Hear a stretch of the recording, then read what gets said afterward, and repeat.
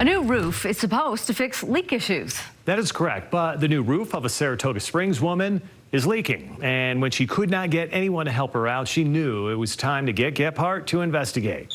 Mike Dini, putting a new roof layer is a big investment. The woman who contacted us paid thousands, but less than 2 years later, it needed to be ripped off for expensive repairs. And as we began investigating, we found nothing more than a bunch of finger pointing.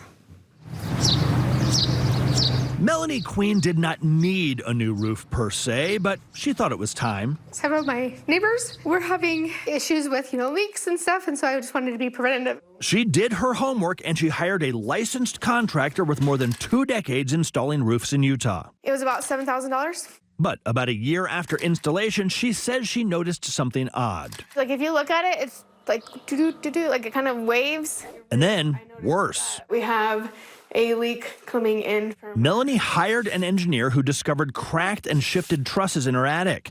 That can happen for a number of reasons, like not enough attic ventilation or too much weight on the roof from snow. But the engineer offered another theory. The engineer said it was the roofer's fault.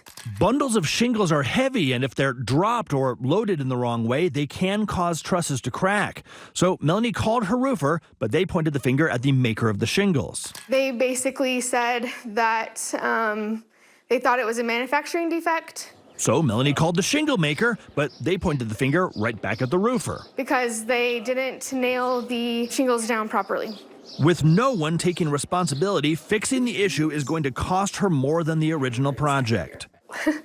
I've lost a lot of sleep. Melanie asked me to investigate.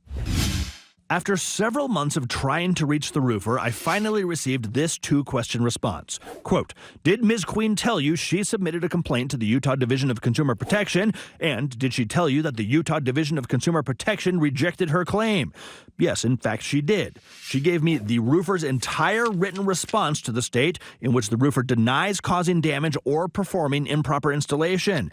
They argue the roof was properly installed per contract and per manufacturer guidelines. 2 guys were out there doing it. I also reached out to the shingle company. Their spokesperson wrote that the roofer is not one of their certified contractors and said that the shingles were improperly installed. Now, roofers are required to carry insurance, and Melanie's roofer has insurance.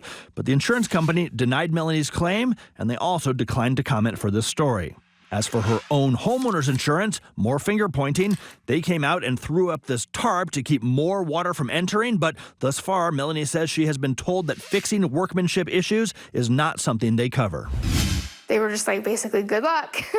As for Melanie, to tear off the roof, repair the damage, and then put on a whole other new roof, the final price tag, $23,000. A stressful expense with some cruel irony that it all began with Melanie trying to get ahead of a problem. I just wanted to be preventative and get ahead of it. A roof is a major investment, so getting multiple bids and asking pointed questions about warranties can protect you if something does go wrong. Melanie says those are questions she wished she had thought to ask before doing all this.